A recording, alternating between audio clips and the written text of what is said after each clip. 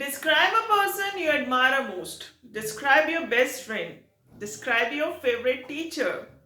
Describe your favorite family member. This question is quite common and everybody is asking this question again and again, especially in the IELTS. But the question is how to describe, what to say in the answer of this question. ये जो question है इसके answer में हम बताएं क्या, that is the main thing. और किस तरीके से हम किसी को एक्सप्लेन करें, किस तरीके से हम उसको डिस्क्राइब करें, that is the main problem. But don't worry, in this video I am going to tell you that how to describe a person. और आज के इस वीडियो को देखने के बाद आपको कभी भी प्रॉब्लम नहीं आएगी. किसी को भी आपको डिस्क्राइब करना हो आप उसको बहुत इजीली कर पाएंगे, right? So, I'm Monica.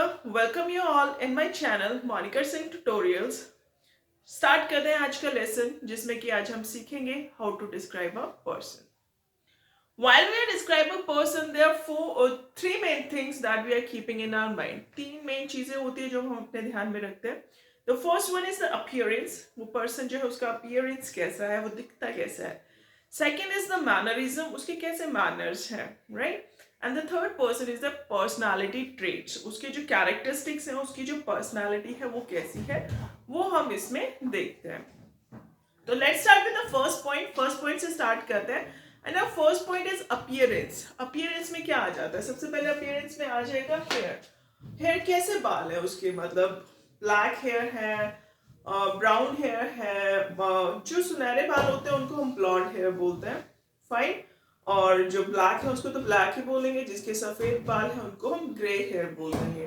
And most of the not the Indians के तो रेड बाल नहीं होते हैं, बट काफी सारे जो फॉरेनर्स होते हैं उनके रेड कलर के बाल होते हैं. तो हम उनको क्या बोलते थे? We can call them as a red headed person, fine. A red headed person. लंबे बाल है तो लॉन्ग, छोटे बाल है तो शॉर्ट, मीडियम है तो मीडियम लेंथ. लाइक अगर मेरे को ये बोलना है कि उस लड़की के लंबे काले बाल है, then I can say that the girl has long black hair. Fine. The second thing comes is the eyes. Eyes we can describe on the basis of the eye color. जो eye का color है उसके basis पे हम उसको describe कर सकते हैं. For example, blue है तो blue eyes, black है तो black eyes, cat eyes, green eyes. So these are the various colors of eyes. ये तो हो गई कलर की बात. शेप, कैसी शेप है? Almond shape. आलमंड शेप मतलब जो बादाम की शेप होती है उसकी जैसी शेप है, फाइन. हुडेड है. हुडेड जैसे हमारे जैकेट का हुड होता है, in the same way she is having an eyes like that. Lidded eyes, moon eyes. Moon means चांद की जैसी आंखें, fine. So these are the varieties of eyes. Moreover that अगर आंखें बहुत ज़्यादा चमकीली हैं, you can say that she has bright eyes. She has a brightness in her eyes. There is a different kind of attraction. तो आप उसको इस तरीके से भी बोल सकते हैं. Bright के साथ साथ there are other words also that you can use like glittering eyes. For example, I can say that the girl has small but glittering eyes. उसकी छोटी आंखें लेकिन कैसी है? Glittering है, चमकीली है. Fine. Eyes, had we have done eyes, we have done. Now we come to the nose. Nose कैसा है? Hooded, मतलब उठा हुआ है. That is huge and flat. मतलब बड़ा नाक है लेकिन कैसा है? चपटा, एकदम से flat है. Long and swollen है तो लंबा लेकिन कैसा है? फूला हुआ है. Fine. Curved है. Curved में जाके से झुका हुआ है. And perpetually running, जिसका नाक हमेशा बहता रहता है ना, हम उसको कह देते हैं it has a perpetually running nose. Short and blobby, छोटा है और उठा हुआ है, ठीक है. Hooked nose. Hooked nose जिसके नाक ऊपर से उठे हुए होता है, तो उनको हम क्या बोल देते हैं? We call them as hooked nose. Fine. Shape of the face. अब कहते हैं कि जो shape है face की वो कैसी कैसी होती है. Round shape है, long face है, और it can be oval shape face. जो ओवल शेप फेस है वो हो सकता है, ठीक है. गोरा रंग है, then we can say that fair complexion, the girl with a fair complexion.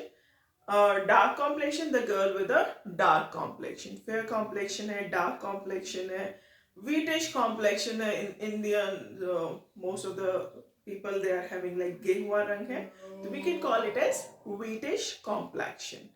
Fine. So these are the things that comes in the face. ये जो हमारा face है उसकी appearance आ गई है. अब वो जो body structure है वो कैसा है? Body structure या तो healthy होगा या पतला होगा या फिर बिल्कुल fit होगा, right? So how to define somebody's body structure? We can define it as like chubby. Chubby matlab it's a very polite way to say that the person is quite fat. For example, like me, you can call that he is bit chubby or she is bit chubby. Fine. बहुत ज़्यादा पतला है तो you can say lanky.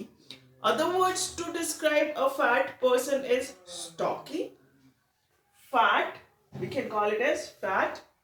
Plumpy plumpy होते हैं जो बहुत फूले होते हैं पिलपिले से हो जाते हैं ना मोटे मोटे से we can call them as plumpy उसको हम क्या बोलेंगे प्लम्पी पतला है लैंकी है थिन है मस्कुलर है तो muscular fine and perfect shape है मतलब गर्ल है परफेक्ट शेप है you can call her as curvy right so these are the words that we can use to describe the appearance of a person ये वो सारे words हैं जो हम किसी की अपीयरेंस को डिस्क्राइब करने के लिए यूज करते हैं for example I can give you one example like I have seen a girl yesterday she was having long black hair with bright eyes had a fair complexion with a perfect shape and she was looking quite attractive so in this way you can describe the appearance of a person.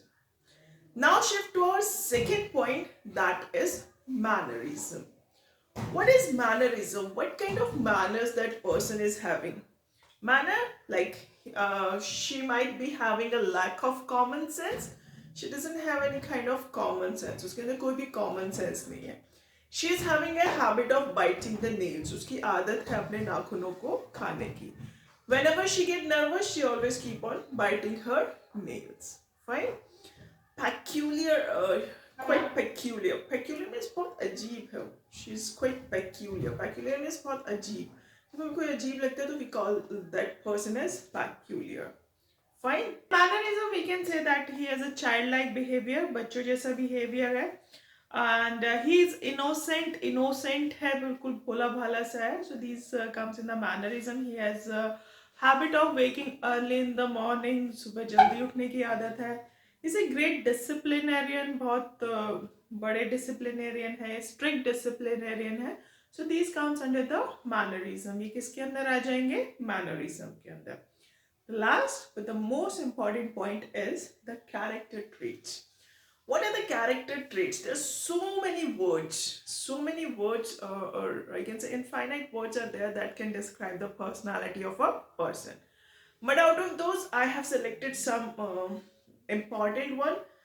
so according to the personality of a person you can use that उसके according आप उसको use कर सकते हैं the first one is ambitious the person who has a great dreams जिसके बहुत ऊंचे ऊंचे सपने बहुत तरक्की करना चाहता है अपनी लाइफ में बहुत सक्सेस पाना चाहता है we can call that kind of person as ambitious cautious जो बहुत ध्यान से प्लानिंग कर करके चीज़ों को करते हैं that kind of person are known as cautious creative the person who is having the high creative skills जिसके अंदर बहुत ज़्यादा creativity होती है we can call them as creative organized जो अपने आप को बहुत संभाल के रखते उनकी हर एक चीज़ें जो अपनी प्लेस पे होती है we can call these kind of person as organized logical those who don't believe anything without any logic जो बिना किसी लॉजिक के किसी के ऊपर विश्वास नहीं करते we can call them as logical उनको हम क्या बोलते हैं logical बोलते हैं dominating जो दूसरों को दबा कर रखना चाहते हैं बहुत bossy भी यूज कर सकते you can use another word in place of it is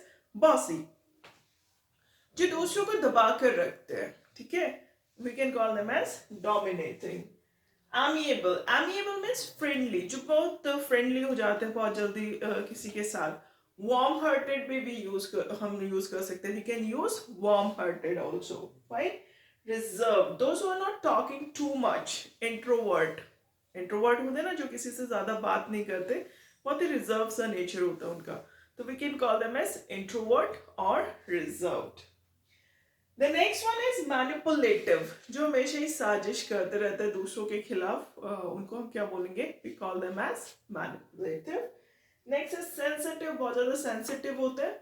देखा होगा थोड़ा सा कुछ कहा नहीं कि उन्होंने रोना शुरू कर दिया। This kind of people are known as sensitive. charismatic, the people who are having a highly attractive personality, जिनकी तरफ देखते ही हमारे एकदम से उनकी तरफ अट्रैक्शन हो जाता है, that kind of people are having a charismatic personality. Second is courageous, जो बहुत बहादुर होते हैं, you can use courageous for them. Stubborn, जिद्दी, बहुत जिद्दी है, he is very stubborn. Pig-headed भी होता है, in place of stubborn you can use pig-headed. Gullible, gullible and innocent both has the same meaning. Gullible मतलब बहुत भोला भाला सा, जिसका आसानी से कोई भी मजाक उड़ा सके, तो उसको हम क्या बोलते हैं? We can call them as gullible. Generous, generous means kind, जो बहुत दयालु है. Confident, जिसके अंदर बहुत ज्यादा confidence है. And charming, बहुत ज्यादा प्यारा सा कोई इंसान है, we can call them as charming. Daring, daring मतलब बहुत ज्यादा एडवेंचरस है, बहुत ज्यादा खतरा उठाने के लिए हमेशा तैयार रहते हैं, तो उनको हम क्या बोलते हैं? We can call them as daring. Conceited, yes, conceited, what does it mean by conceited? Conceited वो लोग होते हैं जो अपनी बातों को बहुत बड़ा चढ़ा के बताते हैं. Those kind of people are known as conceited. Mysterious, mysterious means बहुत ही रहस्यमय होते हैं जो लोग, जिनको मतलब अपना ओपन अप करके नहीं आते, काफी सारी चीजें जो है छुपा कर रखते हैं. Fine. And the last one is hilarious. Hilarious होते हैं जो बहुत हंसी मजाक करने वाले लोग होते हैं, उसको हम क्या बोलते हैं? Hilarious. Fine. Now if somebody ask how you describe your favorite family member or how you describe your best friend, I think you can describe it easily.